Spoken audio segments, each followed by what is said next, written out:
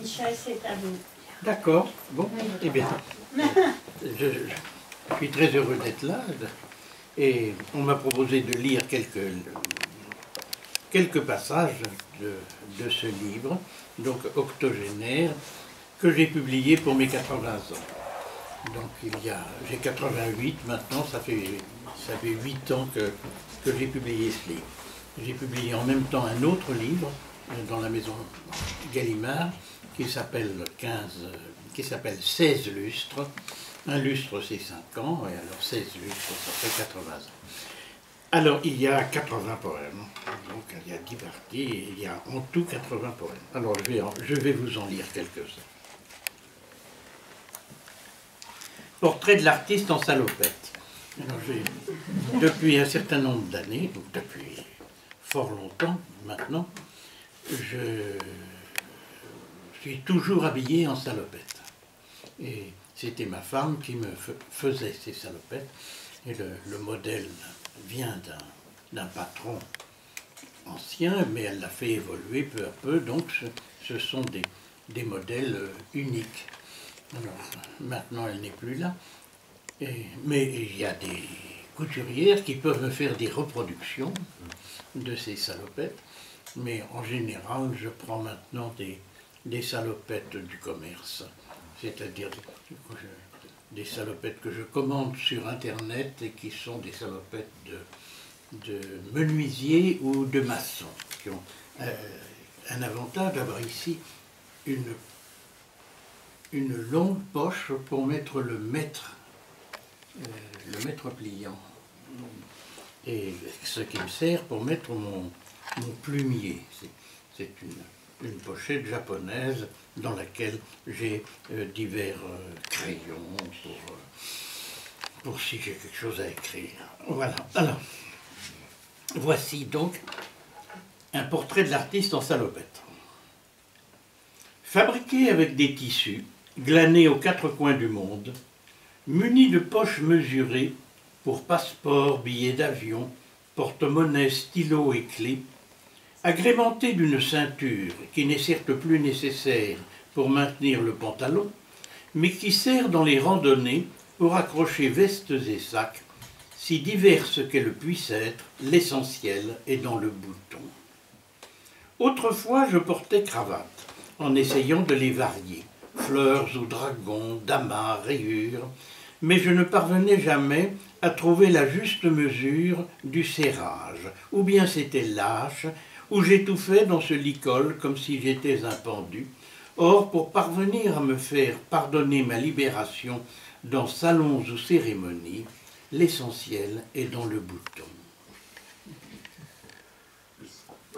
Nacre, corne, bois d'olivier, céramique, plastique, verre, superposés sur le sternum comme les notes d'un accord, ou fleurissant en solitaire au sommet de la fermeture métallique discrètement recouverte par un revers, rose, gamin, singe ou machine, tout nous ramène à ce refrain érotico-métaphysique. L'essentiel est dans le bouton.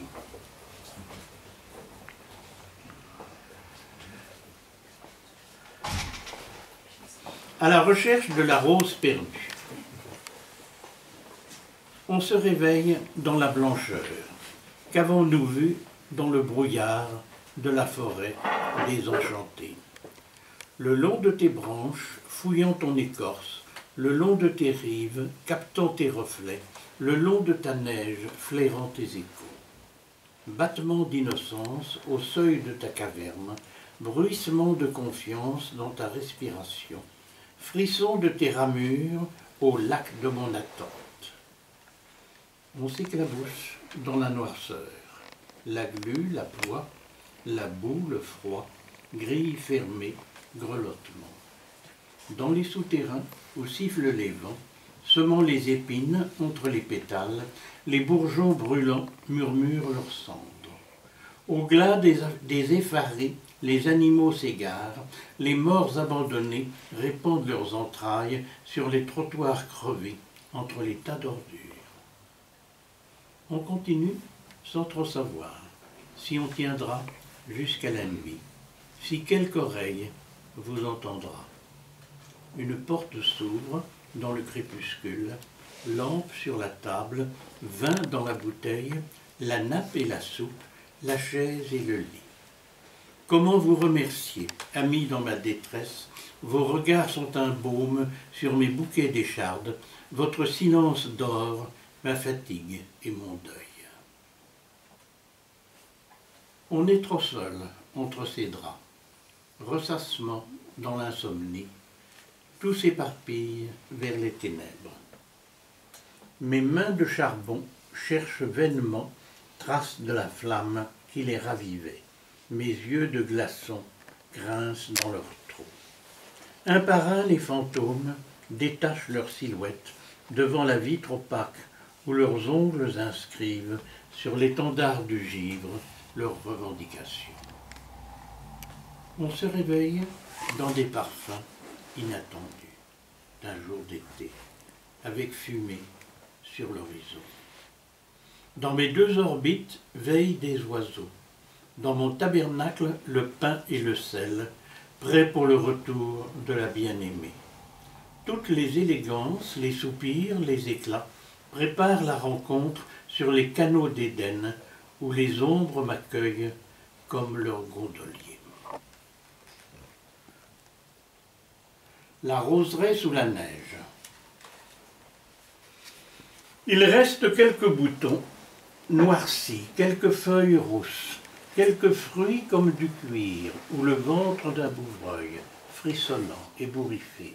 C'est le règne des épines qui griffe la peau du ciel en faisant couler son encre sur la page des allées, sur les rayures de l'ombre projetées par le soleil qui semble s'être éloigné parmi tourbillons et brumes dans une fuite éperdue. Un peu de givre saupoudre les arceaux de la terrasse qui donne sur la vallée où la glace a pris le fleuve, nacre parmi les écailles des tuiles étincelantes sur la torpeur des villages où les vieilles se dépêchent, serrant leurs châles de laine, aux franges qui se balancent en murmurant le refrain de chansons de leur enfance où dans le plus rude hiver une rose subsistait. La roseraie au clair de lune. Après s'être déployée en libérant les parfums qui sont venus intriguer les jeunes gens discourant sur ce qu'il faudrait changer dans la ville et la province, sur ce qu'il faudrait chercher dans les déserts et les îles, sur une vie à mener à deux, se multipliant, les pétales se referment dans un silence soyeux pour permettre à leur essence nouvelle subtilité. Le lait des constellations dégouline sur les branches en aspergeant les regards de fraîcheur et de murmures, dégouline sur les membres des amants qui se dénudent en s'allongeant sur les bancs, tandis qu'au loin, dans le port, claquent voiles de navires, attendant le jour prochain pour débarquer leurs encens, alcools, aromates roses, sélectionnés pour nos fêtes par la reine de Saba. La roseraie dans la tempête. Gronde, filon de métaux dans la poigne des racines, l'éclair dispense l'éclat des carnations végétales sur l'écume des falaises, aux abîmes d'horizon, les dalles des pavillons, les vitres battues de pluie, le tremblement des barrières, le désarroi des voitures, balayant avec leurs phares les floraisons déchirées, les lâchers de papillons, en pages, plumes et cendres. Martèlement sur les portes des tunnels entre les nuages, rugissement dans les caves où mûrissent les rancœurs des jardiniers angoissés qui cherchent à protéger les espoirs de l'an prochain, les plus belles variétés, le sécateur à la main, avec rouleau de raffia, pour confectionner abris et consolider les tiges, en attendant que se lève la rose d'apaisement. La roseraie en flamme. Brusquement, les fleurs s'épanouissent, étincellent sur étamine, ranimant un siècle endormi. Au loin, des galeries de braises, dans un labyrinthe d'épines, les montagnes clignent des yeux, tandis qu'au fort du crépuscule, cendres se changent en parfum.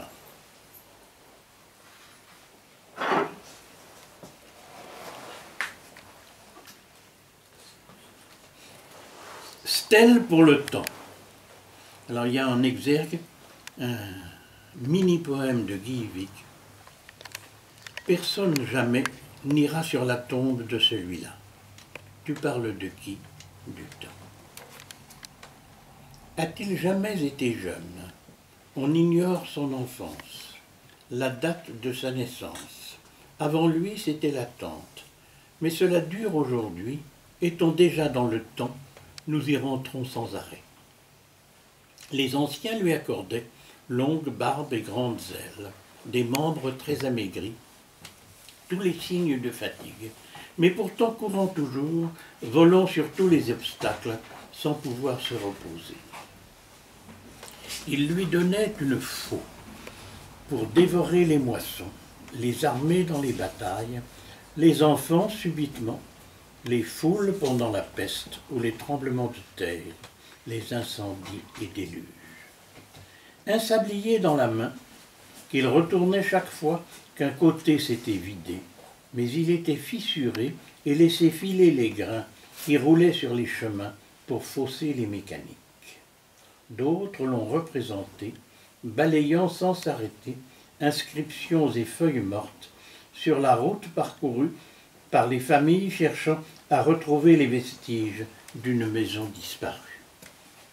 Pour le ralentir un peu, on l'a pris dans un filet qui se meut avec les astres auxquels il est accroché, s'ouvrant et se refermant avec le cours du soleil et les phases de la lune.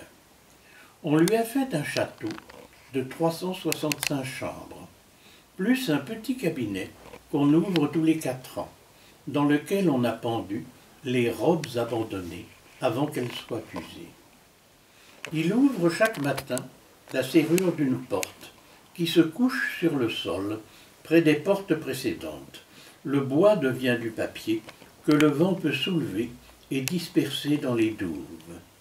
Il se regarde au miroir, pendu sur la cheminée, où brûlent glaçons et cendres, fondent flammes et murailles, et voir derrière son dos se presser les autres jours, les autres mois, les années, qui s'enfoncent dans la nuit, où naissent les autres temps, qui lancent à travers l'ombre des harpons pour amener les nuages et les navires qui nous promettent les îles où nous aurons tout le temps.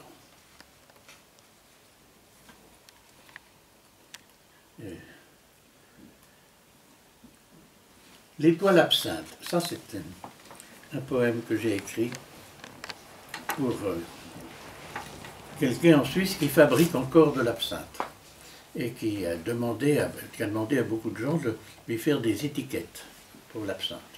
Alors ça, c'est un poème pour mettre sur une bouteille d'absinthe. L'absinthe est interdite en France parce que c'est un poison dangereux, mais en Suisse, on peut encore la goûter. Lorsque le président François Mitterrand est venu en Suisse, dans le canton de Vaud, pour lui faire honneur, on lui a fait un soufflet à l'absinthe. Et c'était une surprise. La diplomatie française, et s'apercevant de ça, a été complètement affolée. Et donc on s'est demandé s'il fallait dire ou ne pas dire. Et puis finalement ça s'est approché. C'était pas si grave, il y avait très très peu d'absinthe dans le soufflet du président. L'étoile absinthe. Je voudrais que vous vous approchiez un petit peu parce que les gens continuent à rentrer. Donc si vous voulez un tout petit peu.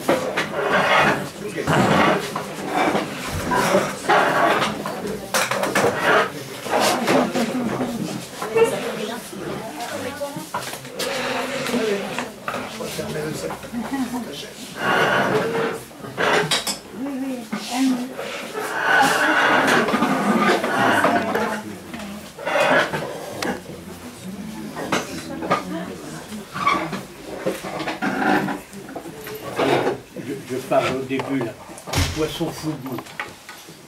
C'est considéré par les Japonais comme le meilleur poisson à manger cru. Mais c'est un poisson qui a une épine sur le dos dans laquelle il y a un venin très violent. Et donc, il faut avoir un poissonnier très habile pour qu'il réussisse à enlever l'épine sans qu'il y ait aucune goutte de poison qui sorte. Je n'ai jamais eu l'occasion de déguster le fugu. Un peu comme le poisson fugu dans la gastronomie japonaise, c'était bien le sentiment du danger, le jeu avec le suicide, qui donnait à la mélusine du zinc son irrésistible appel. Quelle que soit, à vrai dire, la gravité d'un tel danger par rapport à celui de tant d'autres boissons aujourd'hui répandues dans nos bars à grand renfort de publicité. Mais si la mort apportée par le poisson fugu est instantanée, celle dispensée par le poison littéraire fin de siècle était comme un foudroiement lent. Sous la menace du délirium très mince, la moindre blanchisseuse se sentait frissonner comme une pitié, la distillation des herbes délicates remplaçant les fumées du laurier. C'était la destruction de la ville de Troie qu'annonçait la multiple Cassandre, interrogée, dégustée aussi bien par les poètes les plus raffinés que par les prolétaires cherchant obscurément quelque Jérusalem. Le cérémonial de la dégustation augmentait sa portée oraculaire.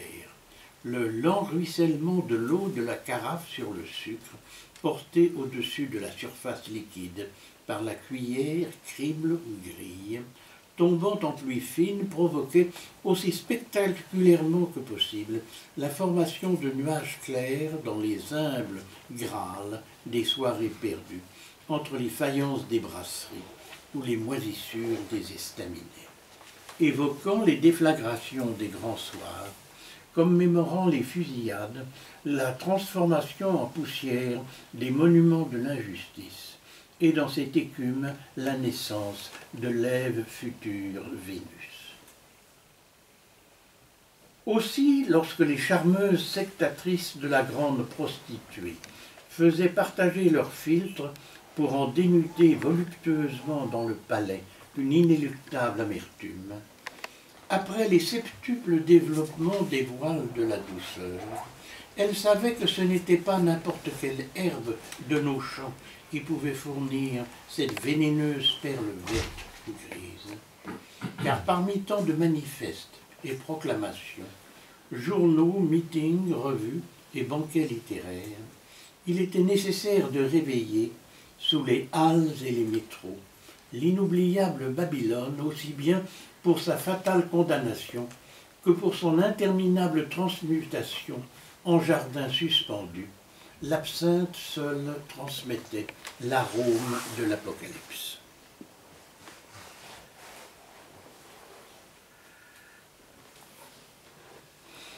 Le crépuscule sur Bagdad. L'électricité s'est éteinte et les robinets sont à sec. La nuit tombe sur la fumée. Quelques tirs de la DCA sur les bombardiers qui repartent après avoir lâché leur charge. On ne sait tout, mais pas très loin, puisque la maison a tremblé. Des voisins se sont réfugiés dans l'église ou dans la mosquée, croyant que c'est le même Dieu, même si depuis des années leurs serviteurs se font la guerre. Mais à quoi bon sa protection? Devrait nous couvrir ici même, s'il lui reste quelque vigueur. On peut à peine respirer. Les enfants toussent tout le temps. Au moins, dans cette obscurité, on est délivré des images qu'il a bien fallu afficher, du dictateur dont le sourire introduit dans notre cœur même l'arrachement et la terreur. On s'est fabriqué quelques lampes avec des mèches de chiffon déchirées, trempées dans de l'huile, mais il n'en reste presque plus. On voudrait lire des prières que l'on croyait savoir par cœur, mais c'est vraiment trop peu distinct. On essaie d'en inventer d'autres. On nous a donné des fusils dont nous ne savons nous servir, quelques boîtes de munitions, cela permet de parader, mais nous ne pouvons les trouver dans les ténèbres déchirées par les éclats des incendies, et nous voudrions les cacher. On nous dit que les dignitaires ont de grands palais souterrains qui sont inondés de lumière, même quand nous manquons de tout.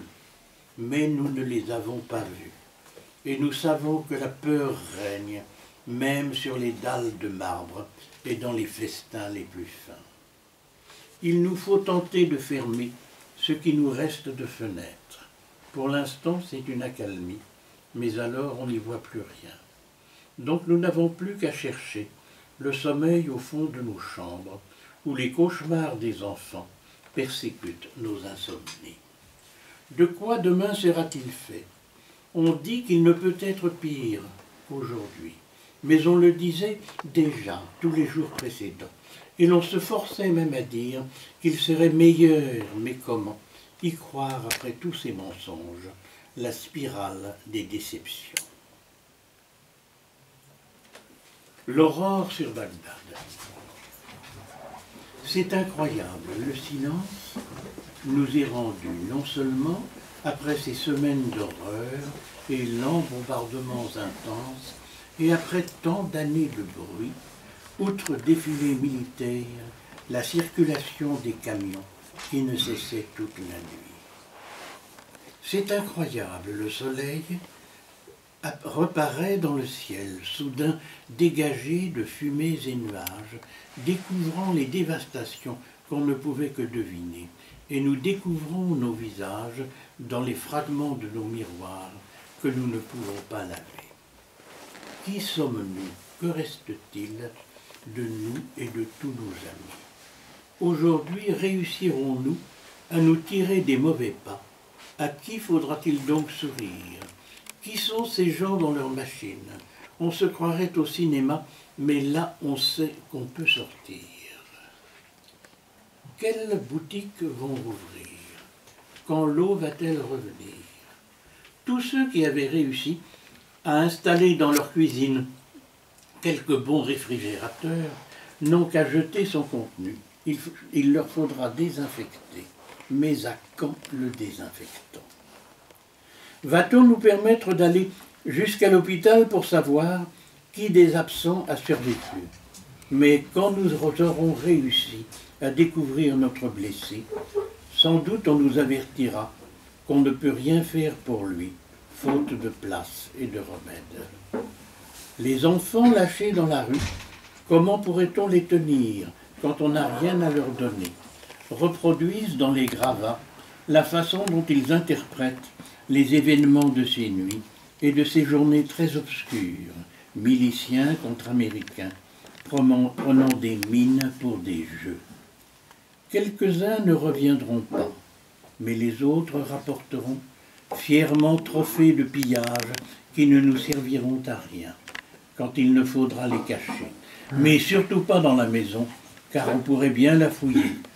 On les remettra dans les ruines, pourvu que le silence au moins nous reste jusqu'à cette nuit, que les petits puissent dormir calmement jusqu'au lendemain.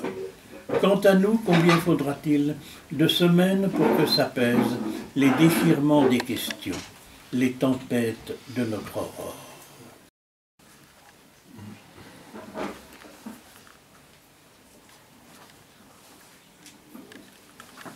Réclamation universelle des droits de l'homme. Il paraît que j'aurai des droits, nous dit l'homme en se réveillant. J'avoue que cela me surprend.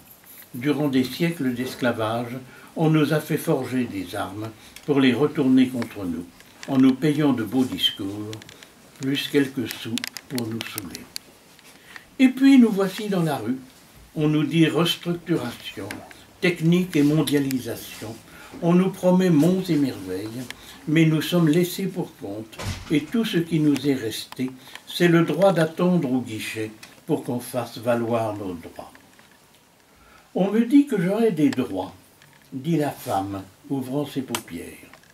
À part celui de vous porter pendant 9 mois et d'accoucher, vous allaiter et vous torcher, avec celui de cuisiner, lessiver, trimballer, recoudre, outre celui de se parer, pour stimuler votre machine, chaque soir un peu plus rouillée.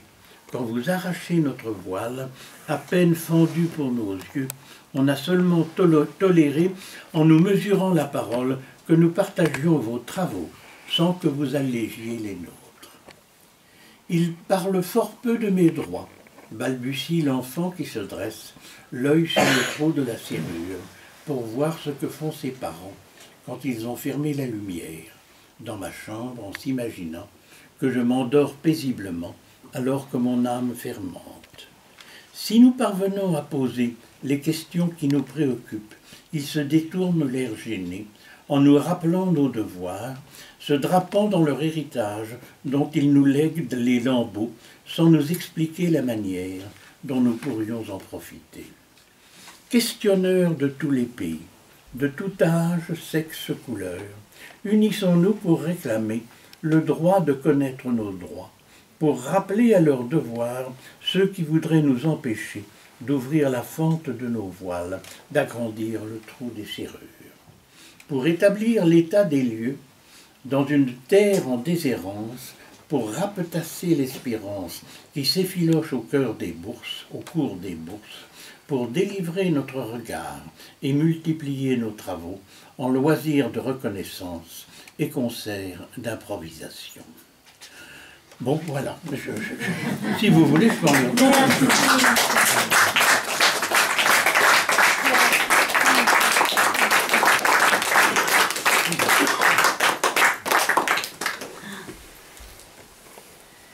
Ah, bah, quel courage, vous en avez lu beaucoup. Oh, bah, pendant qu'on y est. Ouais. Et ça, Comment se font les livres entre vous? Qui commence, Ça ne vous regarde pas, ça, monsieur. mais ça, c'est très facile. C'est très facile. Nous nous sommes connus par l'intermédiaire de Daniel Levers. Daniel Levers... Et je me permets de parenthèse, et par celle de Julius Balthazar. D'accord. Un de nos amis quand même aussi. Oui. Et alors, Daniel Levers fait des livres pauvres, c'est-à-dire des livres dont les matériaux ne sont pas des matériaux chers. Dans les livres d'artistes, de peintres, très souvent, on a des techniques très chères et des matériaux très chers. C'est-à-dire qu'on prend du très beau papier qui vaut très cher et on utilise des techniques de reproduction qui valent très cher, qui coûtent très cher. Par exemple, imprimer des eaux fortes, ça revient très très cher. Alors, là, il s'arrange pour faire des livres où il n'y a pas de mise de fond, si vous voulez. Donc c'est contraire à l'orthodoxie économique ou économiste. Cela détruit un certain nombre de dangereuses illusions de ceux qui ont le pouvoir aujourd'hui, hein, et de ceux qui passent leur temps à nous réclamer des dettes. Et que naturellement nous ne désirons. Nous ne voulons pas du tout payer. Hein, parce que nous ne voulons pas payer, nous ne voulons pas rembourser des dettes, et parce que ça servirait seulement à certains de se promener dans des paradis fiscaux avec de splendides yachts. Alors donc, c'est une économie parallèle. Et ça, c'est passionnant toujours, les économies parallèles. Et donc, il prend du papier et il demande à un artiste et à un écrivain de collaborer pour réaliser un objet qui est, je dirais, un livre élémentaire. Parce que, je dis c'est un livre parce que il y a toujours au moins une feuille repliée. Donc, ça s'ouvre, ça se manipule. Oui. C'est différent d'une estampe, même si, ou d'une peinture, même s'il y a du texte sur cette peinture. L'approche de l'objet est profondément différente. Alors moi, ça m'intéresse beaucoup parce que je me suis beaucoup intéressé à ce qu'on peut appeler la physique du livre. Et donc c'est lui qui m'a proposé de faire des livres avec Max. Et Max m'a envoyé des œuvres, donc des livres déjà tout prêts. Et ce qu'il faut, c'est que je réussisse à mettre quelque chose dedans. Alors il faut trouver un titre d'abord. Et puis surtout, il faut remplir les vides qui sont prévus par le peintre. Oui, il y a un certain nombre de ces ouvrages ici. Alors souvent, il y a une image qui n'est pas forcément figurative à première vue, hein, mais ce n'est pas moins une image. Et souvent, cette image est sur la page de droite, ce qu'on appelle en imprimerie la bonne page. Et puis le texte est sur la page de gauche. Donc ça, c'est assez facile. Mais quelquefois, le peintre va travailler sur les deux volets, ou sur les 10 volets s'il y a des livres en zigzag, en accordéon. Alors donc c'est très très important pour moi de regarder où je peux mettre du texte. Et cela détermine la forme que va avoir mon texte. Oui, ça détermine la forme que va avoir mon texte sur le papier. Hein. Par exemple, il va y avoir des strophes, donc 3 strophes par exemple, ou bien 2 strophes, ou bien un distique ici, un distique là, etc. Donc toutes sortes de dispositions différentes. Et il s'agit de savoir alors quel mot je vais mettre là-dessus. La forme que le texte fait sur la page est aussi importante que le sens des mots qu'il y a à l'intérieur. Parce que vous voyez, l'écriture, c'est du dessin. Ça a toujours été du dessin. C'est un dessin tout à fait particulier, qui a des lois particulières, que l'on lit d'une certaine façon. En Occident, bon, si je prends une page ici avec un dessin, voilà, une page avec un dessin, il y a des points, donc ça fait des oiseaux, etc. De l'autre côté, il y a aussi des petits points, si vous voulez. Hein. C'est tout à fait parent l'un de l'autre. Mais ici, nous avons l'habitude en Occident de lire de gauche à droite et de haut en bas. Dans d'autres cultures, on lit de droite à gauche. Dans certains cas, on peut lire de bas en haut, ce qui est beaucoup plus rare. Mais enfin, nous avons ces nécessités dans notre culture. Alors, il s'agit à l'intérieur de cela donc, de savoir qu'est-ce qui va sortir. Un espace que je dois remplir, et cet espace m'est donné par des images qui sont par exemple des compositions de couleurs et de matières comme ceci. Et alors il faut, si vous voulez, que j'écoute, je regarde, mais il faut aussi que j'écoute ce que me dit cette image. Et alors en écoutant, j'essaie de transcrire ce que cela me dit. Et la question de savoir si c'est ce à quoi a pensé l'artiste, c'est une question tout à fait mal posée. Parce que l'artiste, quand il travaille, il pense à des tas de choses. Et à la fois, il pense à des tas de choses, et à la fois, il écarte toutes sortes de pensées. Certains artistes sont tout à fait capables de donner eux-mêmes des titres à leurs tableaux. Ou certains artistes sont de très bons écrivains et ils sont capables de commenter leurs tableaux, de nous raconter toutes sortes d'histoires. Mais s'ils font des tableaux, c'est parce qu'il y a des choses qu'ils ne peuvent pas raconter autrement qu'en faisant des tableaux.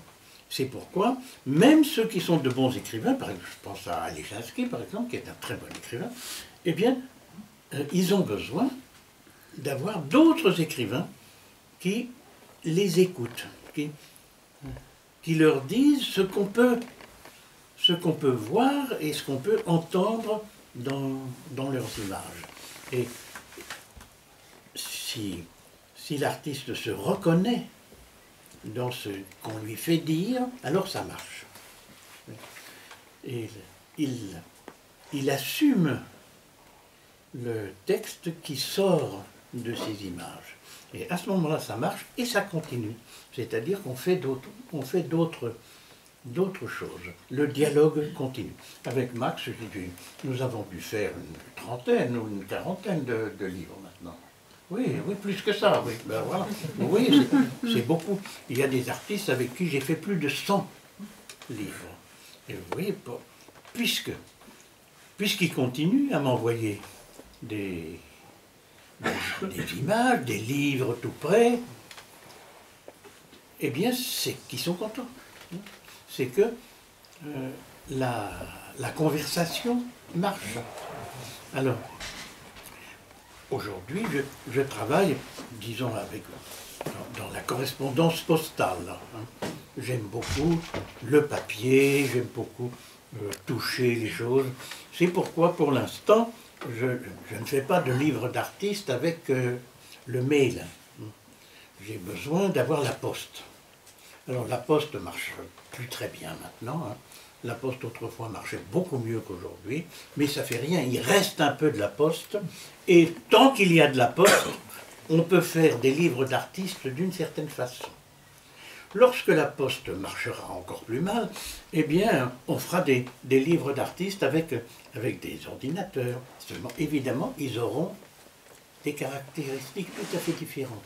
Et si on pose ces questions, on voit très bien qu'est-ce qui leur manquera à ces livres faits par ordinateur. Là, ce qui vient immédiatement à l'esprit, c'est le toucher. Le toucher du papier, la manipulation telle qu'elle est. Il y a d'autres touchés. Avec les ordinateurs, on imprime, etc. On peut faire des choses magnifiques. Et il y a un toucher très, très, très intéressant dans le clavier lui-même. Un toucher qui est presque un toucher de musicien. Le clavier d'une machine à écrire et d'un ordinateur aujourd'hui, c'est un peu comme un clavier de piano. Et il y a des gens qui savent tirer de ce clavier des sonorités magnifiques et d'autres des choses seulement très, très, très, très ennuyeuses. Alors, donc, ils m'envoient des propositions, je les laisse mûrir un certain temps, je regarde, puis un beau jour je me dis, allez, on y va, je vais essayer d'arranger ça. Alors je prends des petits carnets et j'écris des brouillons et je travaille un peu ces brouillons et ensuite, lorsque je suis à peu près satisfait, donc j'écris ça soigneusement sur ces pages. Et il faut faire très attention parce que il y a de la peinture dessus. Hein, cette peinture est souvent très très belle. Donc, il ne faut surtout pas l'abîmer. Il faut que la tache grise que forme l'écriture fasse une belle image avec l'image qui est déjà là. Et donc ça demande beaucoup de soin. Et en écrivant, en recopiant ce que j'ai préparé, presque toujours, je m'aperçois qu'il y a quelque chose qui ne va pas. Alors je fais tout ce que je peux pour qu'il n'y ait pas de rature. Mais quelquefois, je suis obligé de mettre une rature quand même. Et la rature, ça peut être très pictural. Il y a des écrivains qui sont des champions de la rature et donc qui nous ont laissé des brouillons extraordinaires. Vous avez vu des peintures de Pollock, par exemple, hein, avec beaucoup de gribouillage. Eh bien, il y a brouillons d'écrivains qui sont bien plus extraordinaires encore, hein, bien plus complexes encore. Il y a deux exemples qui viennent tout de suite à l'esprit. C'est Dostoïevski, d'une part, les brouillons de Dostoïevski sont extraordinaires, et les brouillons de Gustave Flaubert, où il y a des centaines de ratures. Ici est repris mais un nombre de fois terrible. Et ce que je comprends très très bien. Et ça devient quelque chose de très beau, seulement c'est très difficile à lire. Alors, bon, j'essaie de ne pas faire trop de ratures. S'il y a une rature indispensable, j'y vais. Tant pis, il faut que le peintre admette ma rature. Et en général, ça se passe très bien. Et ce qui fait que le texte évolue à mesure que je le recopie. J'ai déjà beaucoup fait de ratures dans mon petit carnet, j'ai travaillé ça sur l'ordinateur, mais en le recopiant, il y a des choses qui changent. Et ainsi, très souvent, même s'il y a, je recopie 15 exemplaires, eh bien, il y a une variante dans chaque exemplaire. Alors, ça sent.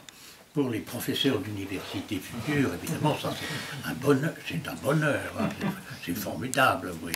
Ils vont faire des éditions avec des quantités de notes pour toutes les variantes. Voilà.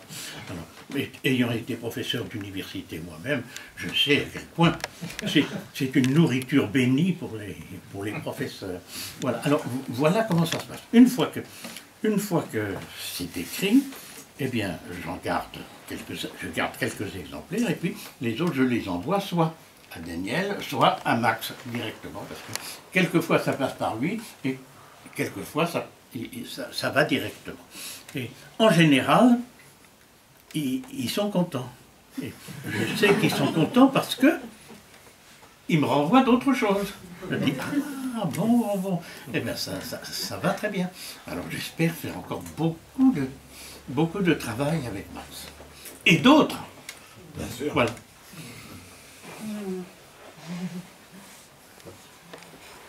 Et Max, comment il vit tout ça? Merveilleusement bien. C'est un bonheur chaque fois. Non, ce qui est assez extraordinaire avec Michel Butor, c'est que dans cette technique du livre prépeint, il y a pas mal d'écrivains qui vont chercher dans des vieux carnets des textes à caser et qui ne collent pas forcément avec l'image. Tandis que tous les artistes qui ont travaillé avec Michel Butor sont émerveillés qu'il y ait eu une attention très claire portée au... Alors, non, les modes de collaboration sont très variés. Bien sûr. Il y a donc, avec lui, bon, il m'envoie le livre déjà fait, il n'y a plus qu'à l'écrire. Bon. Mais il y a d'autres artistes qui me demandent des textes.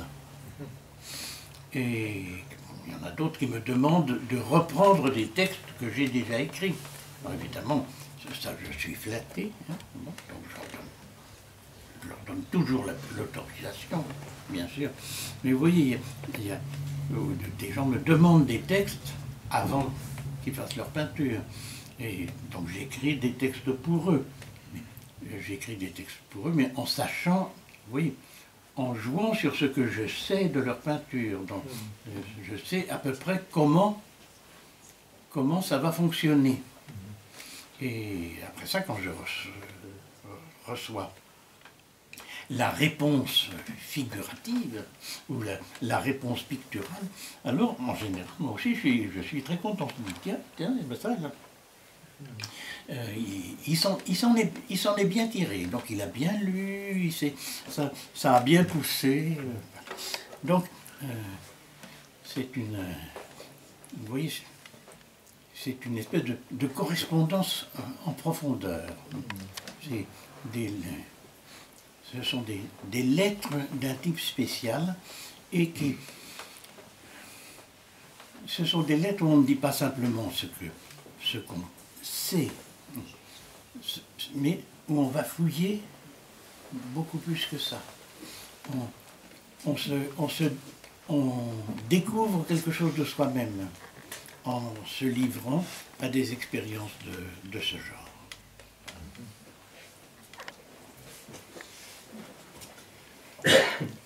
Bon. Ben, on va boire un coup. Oui.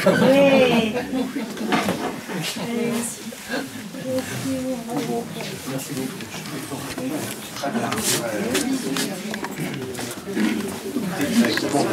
Où le poète et le peintre se sont enfermés une journée. Ah oui, ensemble. Oui,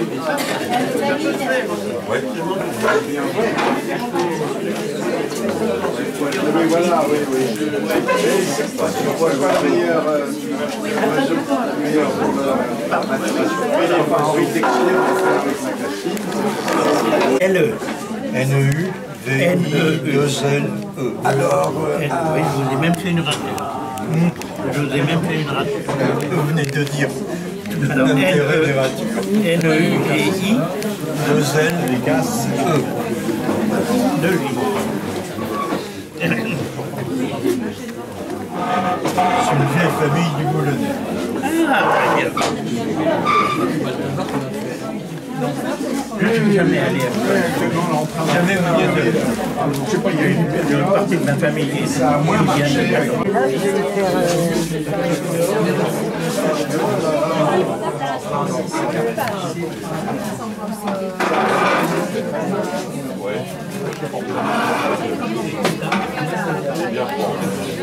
Non, tout à fait intéressant. Eh bien, tant mieux.